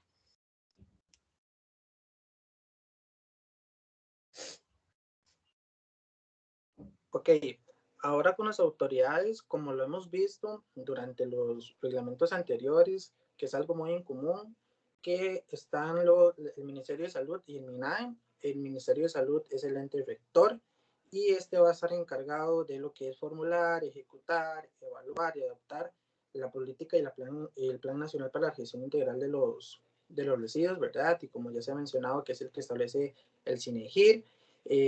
De lo que me llamó más la atención y de lo que no se habló más durante el reglamento es de que el Ministerio de Salud debe promover incentivos para la gestión integral de los residuos peligrosos. Sin embargo, no conseguí como qué tipo de incentivos. Y el Ministerio de Salud es el que debe dictar los reglamentos por el tipo de residuo o por el sector industrial. Y por parte del MINAE, el MINAE va a tener básicamente acompañar al Ministerio de Salud en la implementación de estos reglamentos y también ejercer las funciones de la Contraloría Ambiental y de lo que es la evaluación del impacto ambiental. Ahora algunas de las prohibiciones básicas que se mencionan en este reglamento es que es prohibido introducir al territorio nacional residuos peligrosos, radiactivos o infecciosos, ¿verdad? Importarlos, quemar sin autorización del Ministerio de Salud, disponer residuos peligrosos en rellenos sanitarios en donde no exista una celda de seguridad, o transportar, almacenar o manipular cualquier grupo incompatible de residuos, que ya lo de la incompatibilidad es lo que ya hemos estado viendo durante el curso. Y con respecto a las sanciones, para aquellas personas que no cumplan con ese reglamento, se les aplicará las sanciones de estas leyes que se muestran en pantalla, que son como la Ley Orgánica del Ambiente, la Ley de Vida Silvestre, y también a todas aquellas que sean de carácter civil o penal y que sean contempladas en la normativa nacional. Y para el control, el Ministerio de Salud verificará sin previo aviso que se estén implementando estos programas, en donde podrán hacer visitas, solicitar el programa de gestión integral de los residuos, ¿verdad? Entonces, el programa debe estar al alcance del Ministerio de Salud cuando ellos lo soliciten, y como parte del control, y como la profe nos mencionó, va a haber un registro único en donde se van a poder encontrar quiénes son los generadores, quiénes son los transportistas, quiénes son los gestores, para poder tener un orden de quiénes son los que van a gestionar todo y hacer todo de manera adecuada para el manejo de los residuos sólidos peligrosos. Muchas gracias. Muchas gracias, Jainer y Sabrina. Para contestar dos preguntas que salieron en la presentación y para aclararles un poco, ven que lo que ellos presentaron es mucho de lo que ya vimos en las etapas de manejo y es bueno, o sea, yo quería como que se reafirmara el tema de las etapas de manejo de residuos peligrosos, ¿verdad? Este reglamento, es que están mezclados tres reglamentos, que es el reglamento 27001, que básicamente este reglamento habla sobre, y les leo, bueno, está el 27000, que es el reglamento que habla de qué es un residuo peligroso. 27001, el manejo de residuos peligrosos. Y este reglamento que los compañeros acaban de mencionar es como una mezcla entre el 27000 y el 27001, y lo que hace es como bueno, metamos en este reglamento lo que le hacía falta al 27000 y al 27001, entonces, de hecho, es un mix, ¿verdad? Entonces, al final tenemos tres reglamentos de manejo de residuos peligrosos, 27000, 27001 y este que los compañeros acaban de presentar, ¿verdad? Entonces, sí, es básicamente, si ustedes ven el número, ¿verdad? Es el 41527 y esto va por orden. 27000 fue muchísimo antes que el 41000, ¿verdad? Entonces, por ahí va el tema. Entonces, lo que Sabrina decía, para gestores dice que 6 meses, ¿verdad? Pero para generadores no dice. Recordemos que para generadores es 1 año, el tiempo máximo. No lo dice en este reglamento, pero sí lo dice en el 27001. Ese es un punto. El otro punto, no dice nada del SIGREP, ¿verdad? Pero lo que pasa es que, aquí les voy a enseñar, nada más. En el reglamento, justamente 27000, lo que dice es que los generadores deberán notificar a la Contraloría Ambiental cuando van a mover un residuo peligroso. ¿Por qué hacen ese mix entre Ministerio de Ambiente y Contraloría Ambiental que es del MINAE? No sé. Pero entonces la Contraloría Ambiental lo que dijo es, ahí vieron el manifiesto que Sabrina presentó y dijo, son solo un pedacito de un documento grande, ¿verdad? Recuerde que la vez pasada que les medio enseñé el SIGREP, les enseñé cómo era un manifiesto. Entonces Hermina dijo, no tiene sentido de que si yo, una empresa que está allá en San Carlos, en Upala, vaya a mover un residuo peligroso, ¿cómo hace para notificarle a la Contraloría Ambiental, que solo tiene sede en San José, que va a mover el residuo? Entonces fue cuando ellos crearon el SIGREP. Entonces el SIGREP nació como respuesta a ese artículo que dice que hay que notificarle a la Contraloría Ambiental movimiento de todos los residuos peligrosos. Entonces lo que hicieron fue automatizarlo, ¿verdad? Y ellos lo hicieron rápido, a diferencia del SINIGER que ustedes han mencionado y que eso no ha pasado. Por ahí va el tema. No sé si alguien tiene alguna duda sobre este. Ok, sigamos para ver si logramos avanzar más hoy. Entonces, ahora sigue el grupo que nos va a hablar sobre coprocesamiento. Sí, profe, ya les comparto la pantalla un segundo. Ok.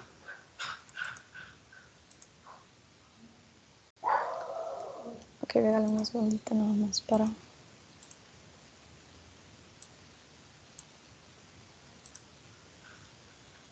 Listo, ahí lo están viendo, ¿verdad? Perfecto. Bueno, nuestra compañera nos va a presentar, entonces ahí los dejo. Buenos días.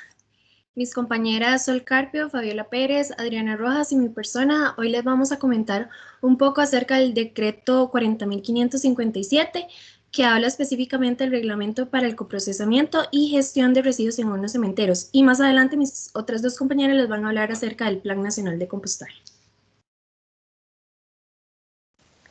Entonces, en primer lugar, vamos a ver este reglamento de coprocesamiento y gestión de residuos en hornos cementeros, el cual está compuesto por 6 capítulos, 25 artículos, 2 transitorios y 4 anexos. Si queremos remontarnos un poco a la historia de cómo se llegó al reglamento que conocemos hoy en día, tenemos que ir hasta el año 2004, donde existía un reglamento, como pueden ver ahí, que se llamaba el Reglamento de Requisitos, Condiciones y Controles para la utilización de combustibles alternos en hornos cementeros. Sin embargo, este reglamento fue derogado con la primera versión del reglamento actual que salió el 8 de junio del 2017.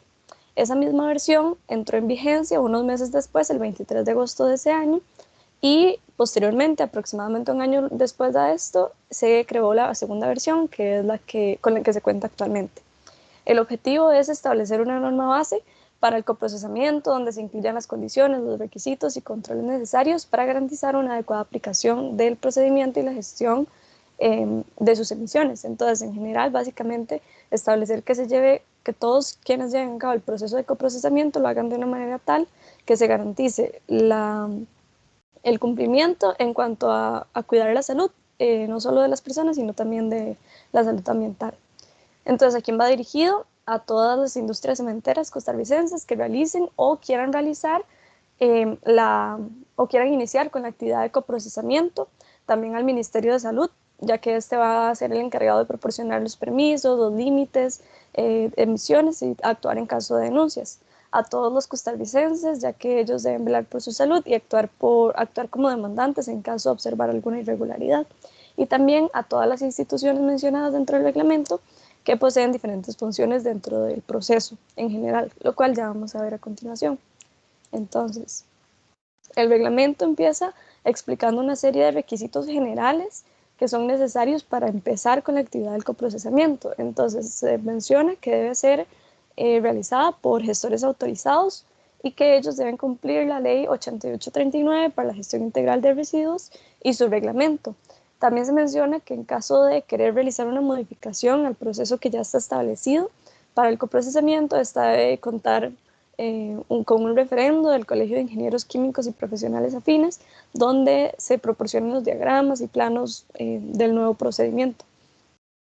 En cuanto a la gestión de los residuos coprocesables, se mencionan diferentes aspectos importantes, como lo son los gestores, y para esto las industrias que reciben los residuos que van a ser coprocesados deben recibirlos únicamente de gestores autorizados y deben contar con un permiso sanitario de funcionamiento vigente. Luego, en cuanto al almacenamiento, se debe cumplir todas las estipulaciones del reglamento de centros de recuperación de residuos valorizables. Y con los residuos peligrosos se debe seguir todas las normas del Reglamento General para la clasificación y manejo de residuos peligrosos y también el reglamento de residuos peligrosos en cuanto a transporte terrestre de estos, es decir, se debe mantener un cuidado máximo en todas las etapas de la gestión. Posterior, en el aseguramiento y control de la calidad de los residuos, se establece que cada industria debe hacer un procedimiento donde cuente con un muestreo representativo de todo lo que vaya a ingresar a los hornos cementeros y en esto se deben incluir, por ejemplo, clases, cantidad y composición de estos residuos. Y es importante que estos residuos deben ser trazables hasta los generadores. Entonces, para esto, cada industria cementera que vaya a hacer coprocesamiento debe conservar lotes o muestras de lotes de hasta 3 meses y deben tener registros accesibles de todos los residuos que se coprocesaron de los últimos 3 años, los cuales se anexarán en el anexo 2. Se prohíben, según este reglamento, algunos residuos para ser coprocesados, como lo son los radiactivos nucleares, electrónicos o eléctricos, las baterías enteras, los corrosivos, los explosivos, los que contengan cianuro o que contengan asbestos, las armas químicas o biológicas destinadas a su destrucción, los que tengan mercurio, los que tengan composición desconocida o los que contengan bifenilos policlorados. Luego, con respecto a otro tipo de residuos, se menciona que los bioinfecciosos deben ser tratados por gestores autorizados y para poder ser coprocesados. Si no han sido tratados de esta manera, para tipos de residuos bioinfecciosos no pueden ser coprocesados. Y en cuanto a los contaminantes orgánicos persistentes y las sustancias agotadoras de la capa de ozono, se menciona que si una industria desea destruir estos mediante coprocesamientos, debe contar con un protocolo de prueba que establezca que estos se reducen, o sea, un porcentaje de reducción, un porcentaje de eliminación, y a la vez debe contar con una prueba de que no se están superando los límites máximos de emisiones.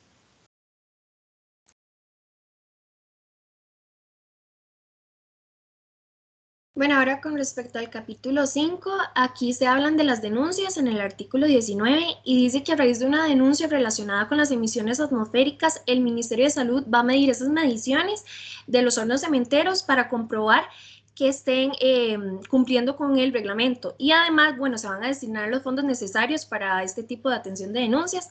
También con respecto al control estatal, la Dirección de Protección al Ambiente Humano del Ministerio a nivel local van a contratar al menos uno de los muestreos y análisis reglamentarios anuales, y además las direcciones de las áreas rectoras de salud van a solicitar a las empresas operadoras de hornos cementeros depositar el monto por el pago de los análisis de laboratorio que va a realizar dichos análisis. Además, el informe va a sustituir el reporte operacional del periodo correspondiente y se emplea el documento que se titula Guía de Inspección de Muestreo de Gases de Chimeneas de Fuentes Fijas. Ahora, con respecto al capítulo 6, acá se habla también del permiso sanitario de funcionamiento y dice que el Ministerio de Salud no va a otorgar la renovación del permiso sanitario de funcionamiento a quienes no hayan presentado los reportes operacionales conforme a las disposiciones establecidas, y además se va a aplicar las sanciones establecidas. Con respecto a incumplimiento, en caso de incumplir con los límites de emisión que se proponen en el reglamento, el ente operador debe adjuntar al reporte operacional el plan de acciones correctivas y además va a presentar un segundo reporte operacional en un plazo de 30 días hábiles a partir de la presentación del primer reporte, y va a adjuntar el informe laboratorio externo para esos parámetros que haya incumplido. Y al finalizar el plan de acciones correctivas, el ente operador debe presentar un reporte operacional de verificación final. En caso de incumplimiento, también dará lugar a la aplicación de sanciones y medidas especiales que señalan la Ley General de Salud y la Ley para la Gestión Integral de Residuos. Además, las autoridades de salud deben presentar la denuncia ante el Tribunal Administrativo Ambiental y la demanda penal ante el Ministerio Público. Y bueno, como solo mencioné al principio, el presente reglamento deroga el decreto ejecutivo número 31.837 que habla sobre el reglamento de requisitos, condiciones y controles para la utilización de combustibles alternos en los hornos cementeros. Y eso sería todo. Muchísimas gracias por su atención. Muchísimas gracias. Perdón. Con el de compostaje. No, porque primero necesito que presente el grupo de centros de valorización y al final dejamos el plan de compostaje, es el último. Ok. Muchas gracias, chicas. Lo que les iba a decir es que ustedes pueden ver ahí toda la lista al niño, ¿verdad? Que se les pide a las empresas cementeras, ¿verdad? Que hacen coprocesamiento. Que recordemos que en el país solo hay 2. Entonces, y yo le pedí a las chicas que no mencionaran como el tema de emisiones, ¿verdad? No sé si como de ojeada pudieron ver un poquitito de emisiones para que le cuenten a los compañeros así como muy flash. Yo les dije que lo omitieran por completo, ¿verdad? Pero que también trae un montón del tema de emisiones, que para eso hay otro curso, ¿verdad? En la carrera.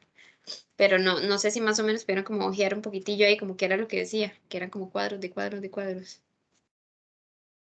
Sí, bueno, venía un montón de cuadros, como dice la profe, donde vienen básicamente todos los parámetros que se miden y también los límites de estos parámetros, que como les mencioné, no se pueden superar estos límites, y también como los métodos específicos que se utiliza para controlar cada una de estas emisiones. Entonces ahí viene como algunos del EPA y demás métodos específicos que se utilizan para cada sustancia medida, digamos. Entonces yo les pedí a ellas que omitieran todo el tema de emisiones, porque obviamente este curso no es de emisiones, para eso hay otro curso en la carrera, pero sí vienen como un montón de cumplimientos que hay que tener. De este reglamento importante, varias cosas. Lo primero es que vean todo lo que se les pide a las empresas cementeras, ¿verdad? Para el coprocesamiento. Entonces, para que vean que como son solo 2 y tienen como aquí a los ministerios respirándole en el cuello de que en realidad lo cumplen. Y además ellos vienen con estándares, bueno, en el caso de Holcim, que es europeo, que a veces son hasta más altos de lo que pide la ley. Entonces, como para que tengan conocimiento de todo lo que se le puede pedir a estas empresas para que ellas en realidad lo hagan bien. Eso es lo primero. Lo segundo es la prohibición de qué cosas no puedo meter en esos hornos de cemento. Y lo tercero es cosas que puedo meter, pero que tengo que tener como todavía controles y hacer estudios más rigurosos, que ahí solo lo mencionaba, que eran, por ejemplo, los bioinfecciosos, las sustancias agotadoras de la capa de ozono y los compuestos orgánicos persistentes. Ahí encontramos refrigerantes. Holcim ahorita hace tratamiento de refrigerantes, de gases refrigerantes. Cuando veamos coprocesamiento, le podemos inclusive preguntar a la persona que nos va a exponer cómo es este tema, porque sí se hacen, pero eso llevó años de años, ¿verdad? Poder hacerlo, porque meter gases refrigerantes ahí que tienen potenciales de calentamiento global altísimos y asegurar su destrucción, es todo un tema, ¿verdad? De la parte técnica. Entonces, esos 3 puntos son como los más importantes que me gustaría recalcar del reglamento. Muchísimas gracias, chicas, lo presentaron muy bien. Y el último que vamos a ver hoy, después solo nos quedaría el Plan Nacional de Compostaje, sería el de Centros de Recuperación de Residuos Valorizables. Que vean que inclusive las chicas mencionaron que las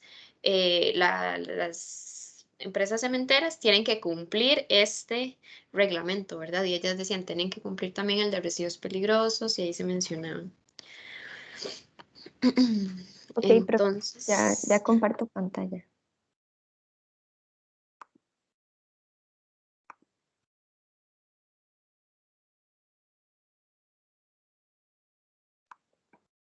Ok.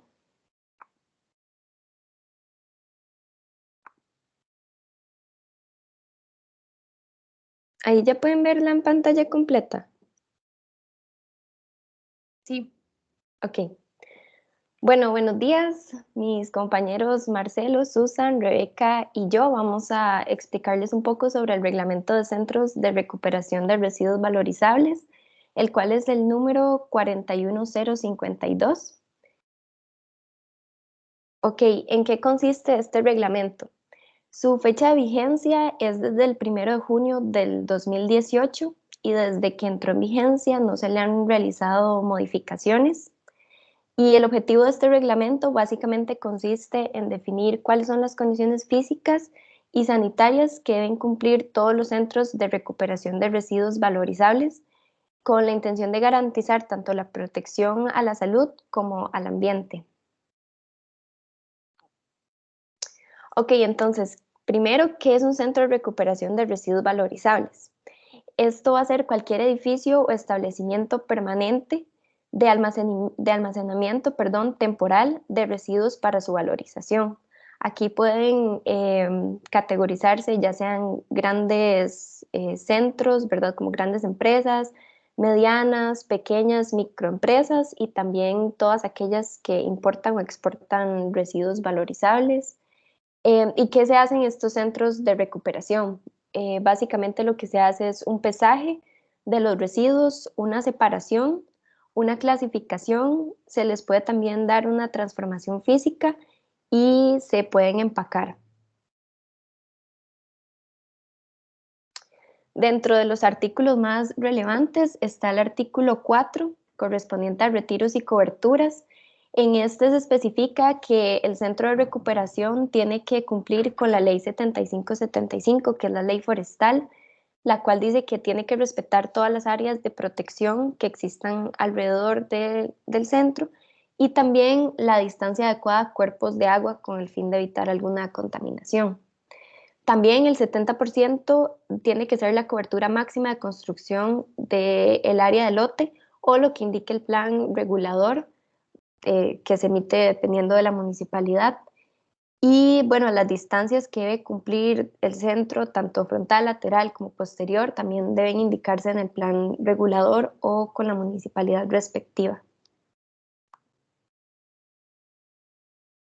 En cuanto al artículo 5, este menciona que debe cumplir con un permiso sanitario, ¿verdad?, de funcionamiento, el cual es emitido por el Ministerio de Salud, y este decreto ejecutivo es el 39472.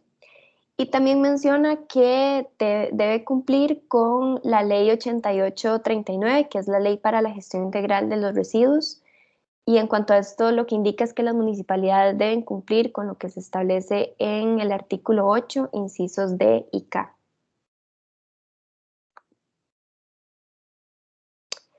En el artículo 8, lo que menciona son molestias y olores. Esto indica que las instalaciones deben estar en buen estado de conservación, ¿verdad? No pueden generar ningún tipo de contaminación sonora, ¿verdad? Como ruidos muy excesivos, no puede tener olores molestos y tiene que evitar la proliferación, perdón, de insectos y roedores. Si utiliza unidades para el transporte de los residuos, estos deben ajustarse al Decreto Ejecutivo 36093, el cual es un reglamento sobre el manejo de residuos sólidos ordinarios, y también deben contar con un plan de control de plagas con el fin de evitar pues, la aparición de criaderos o que sean un albergue para organismos vectores. Después, en el artículo 9 menciona que deben cumplir con el Decreto Ejecutivo número 1, que es el Reglamento General de Seguridad e Higiene de Trabajo. Esto con el fin de proteger a todas las personas expuestas, ¿verdad?, que trabajen en el centro y que puedan exponerse a riesgos físicos, químicos, biológicos, mecánicos u otros riesgos atinentes a las labores que realizan en el centro de recuperación.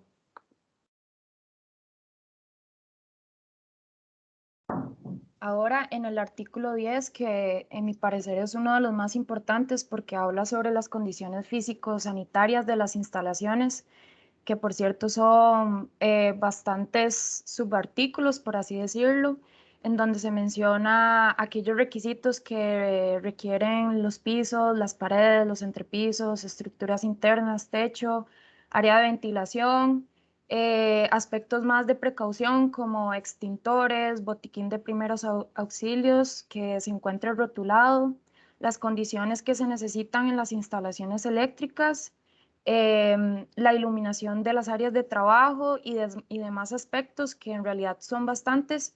Sin embargo, tal vez dentro del resumen no podíamos adjuntarlo, pero yo hice un cuadro en donde lo pude como resumir bastante bien y son todos esos aspectos que se necesitan en caso de que alguien quiera pues abrir un centro de acopio, ¿verdad? O un centro de valorización. Dentro de eso, una de las cosas más importantes que menciona es que todo centro de valorización debe tener, debe respetar, ¿verdad?, el cumplimiento de las leyes 7600 y la 9028, que es la referente a la ley de tabaco y demás aspectos.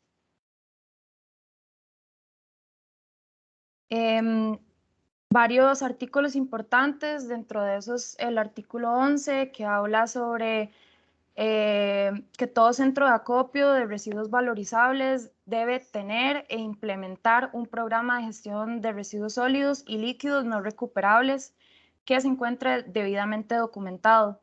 En estos incluyen las micro, medianas y pequeñas empresas gestoras de residuos que también deben estar registradas en el MEIC, que es el Ministerio de Economía, Comercio e Industria.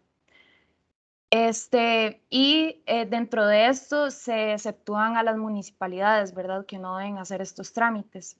Luego el artículo 12 habla de que los centros más grandes, ¿verdad?, los grandes gestores y otros gestores que se dediquen a la importación o exportación de residuos deben contar con un sistema de gestión ambiental. El artículo 13 habla de que las micro, pequeñas y medianas gestores o empresas podrán contar con un sistema especial que es integrado de gestión para estas empresas, ¿verdad?, que son las pymes.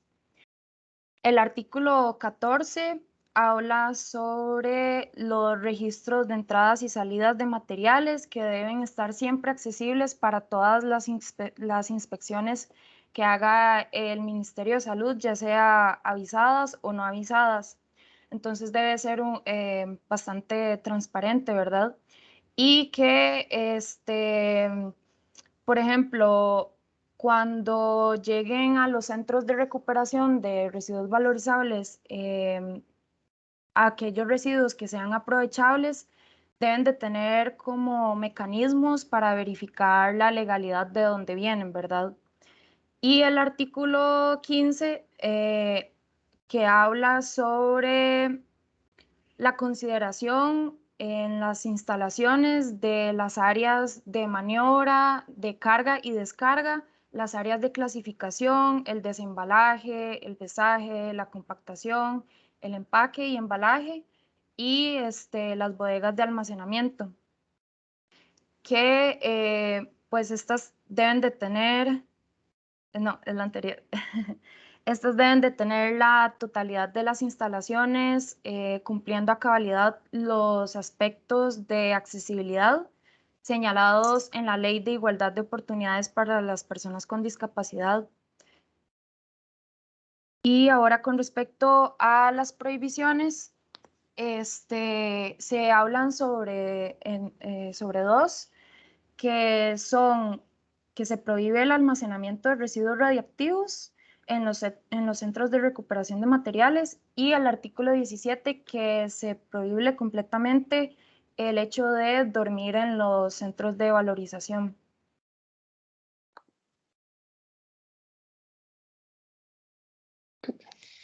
Y bueno, ahora vamos a hablar acerca del capítulo 3, el cual es acerca de las disposiciones finales. Entonces, ¿sí me escucha bien? Ah, bueno, es que como la profesora, como el... Entonces, el artículo 18 nos habla acerca de la aplicación a otros sitios de gestión de residuos. Entonces, esto lo que indica es que todo sitio donde se realizan operaciones de recuperación de residuos valorizables, cuando dichas operaciones formen parte de los sitios de tratamiento y disposiciones finales de los residuos, entonces también se le aplica este reglamento. El artículo 19 habla acerca de la derogatoria. Entonces se deroga el decreto ejecutivo 35.906, el cual habla acerca del, bueno, el cual es el reglamento de centros de recuperación de residuos valorizables. Entonces ahora solo rige que estamos presentando ahorita, el cual rige, el artículo 20 nos indica que rige a partir de la publicación en la Gaceta, que eso fue el 8 de marzo del 2018. Entonces, ahora acerca de los transitorios. El transitorio primero nos indica que se le otorga un plazo de 3 años a partir de la ratificación del protocolo de adhesión de la República de Costa Rica a la OCDE. Esto va a ser a partir de ahora, todos los transitorios son así, ¿verdad? A partir de la adhesión de Costa Rica a la OCDE. Entonces, se le da 3 años para que los gestores clasificados como pequeños y microempresas se adecúen a los requisitos del artículo 13 del presente reglamento. Entonces, pequeños y microempresas, 3 años.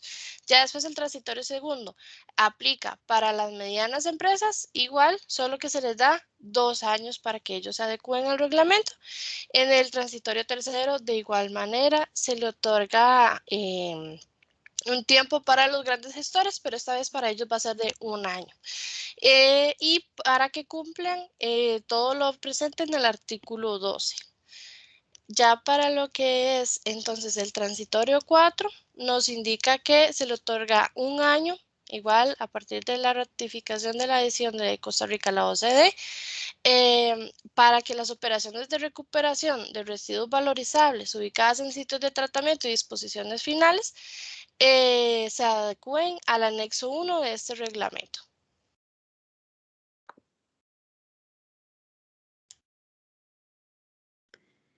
Chicos, hay paréntesis.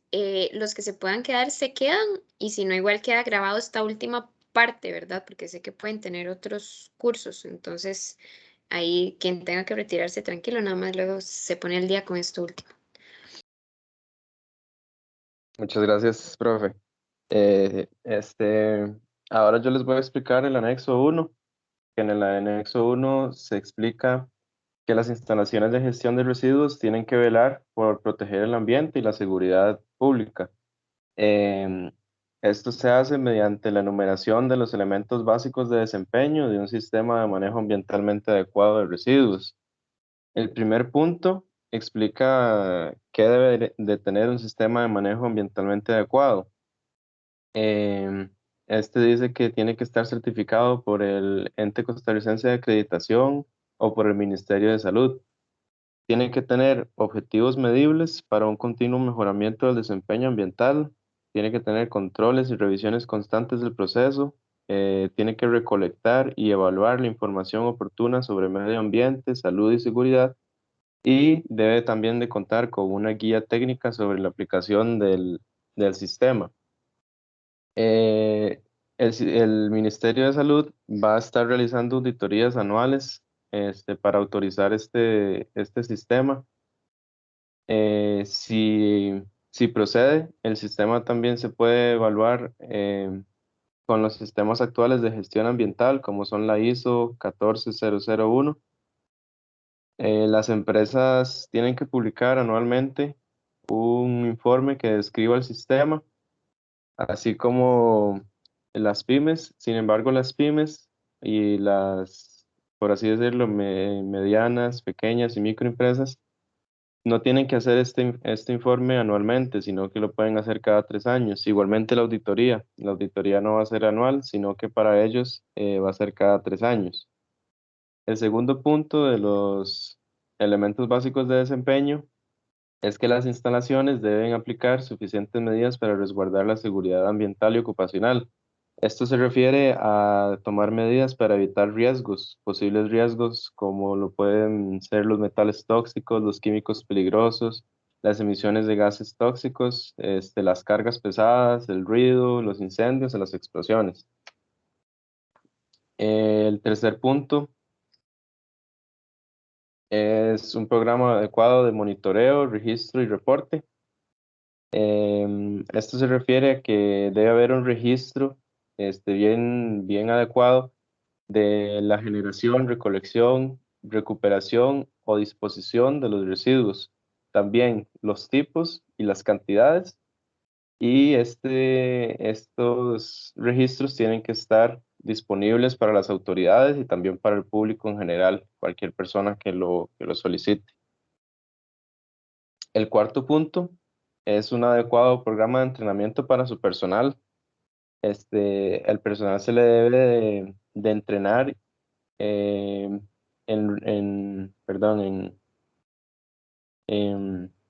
cuestiones operativas. Este entrenamiento debe estar documentado.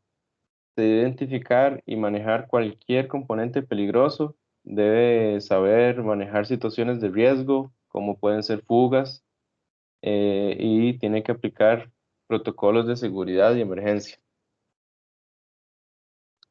El quinto punto es un adecuado plan de emergencia. Tiene que estar actualizado, tiene que tener medidas para poder monitorear, informar y responder a accidentes. Tiene que estar basado en la evaluación de riesgos existentes y potenciales. También se tiene que nombrar a un coordinador de situaciones de emergencia. Este coordinador tiene que manejar residuos peligrosos.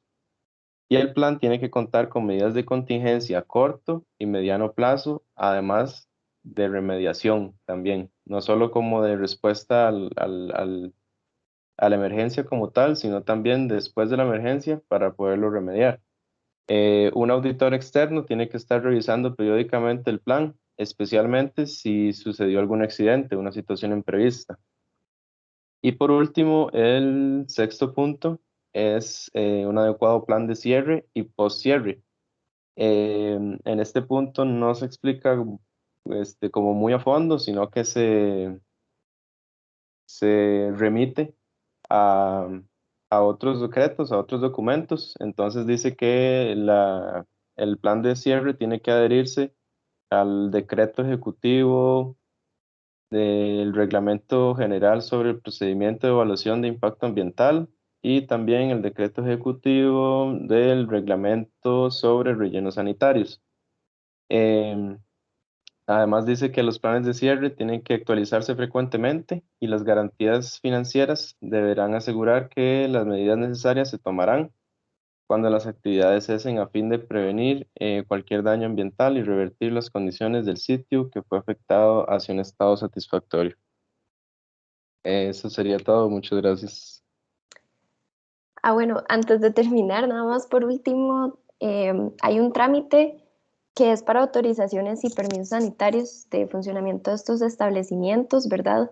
Y una guía de inspección que realiza el Ministerio de Salud.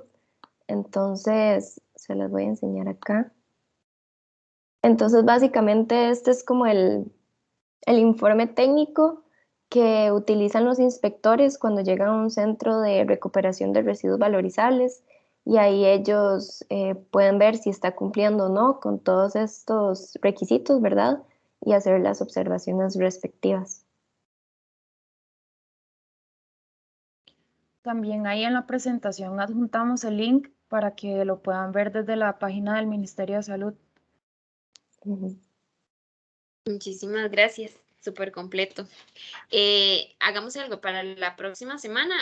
Doy como los puntos importantes de este reglamento para que estemos todos, ¿verdad? Porque ya nos pasamos bastante. Entonces, abrimos con eso. Entonces, porque de hecho quería preguntarles a ustedes, iba a hacer la pregunta de la otra semana, ¿verdad? De que comparen a lo que ustedes fueron a ver versus este reglamento, ¿verdad? Con el señor gestor que están trabajando. Entonces, eso va a ser como lo primero para ver la próxima clase, ¿verdad?